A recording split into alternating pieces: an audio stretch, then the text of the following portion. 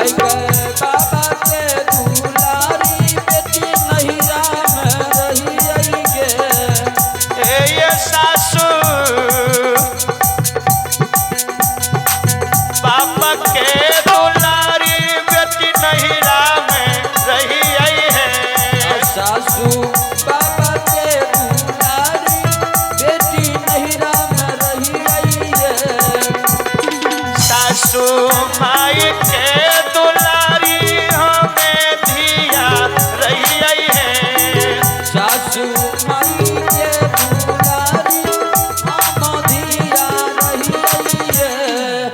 ये सासू भैया के दुलारी हमें ये बहिनी रही है। सासू भैया के दुलारी हम बहिन रही है। भैया भौजी के दुलारी हमें नदिए रही है। सासू भौजो के दुलारी हम ननद रही है। भैया कनावा से अपना सौस से कैसे माँ जी जब हम नहिरा में रहिए आया तो बाप के दुलार बेटी रही है। माई के दुलार धिया रही है। जय हो जय। भैया के दुलार बहिन रही है। अब भौजो के दुलार ननद रही है। ये सासू सब दिन स्कूल माहे कॉलेज कलिए माहे सब दिन हम कॉलेज कलिए है। सासू कहियो नहीं है खाना हमें नहिरा में बनलिए है। सासू कहियो नहीं खाना हम नहिरा में बनलिए है। सासू कहियो नहीं खाना हमें नहिरा में बनलिए है। सासू कहियो नहीं खाना नहिरा में बनलिए है। सासू बिना गौना के है दिलारी हमें है ससुरवा लिया है।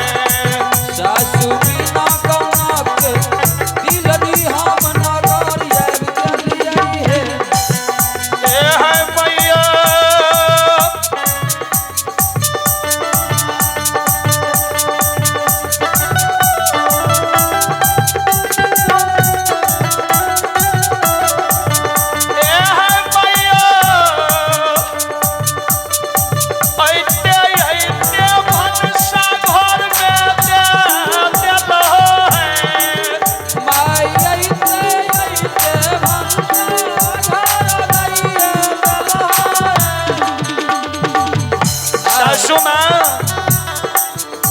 जब हम नहिरा में रहिए तो कहियो खाना बनेलिए नहीं।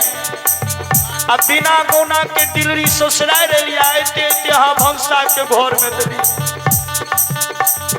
सासू जना जना के खाना हमें बनैबे कलिए है।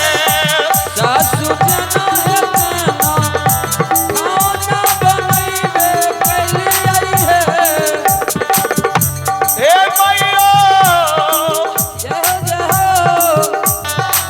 किया खाना नूनगर में हैया नूने भेलै है।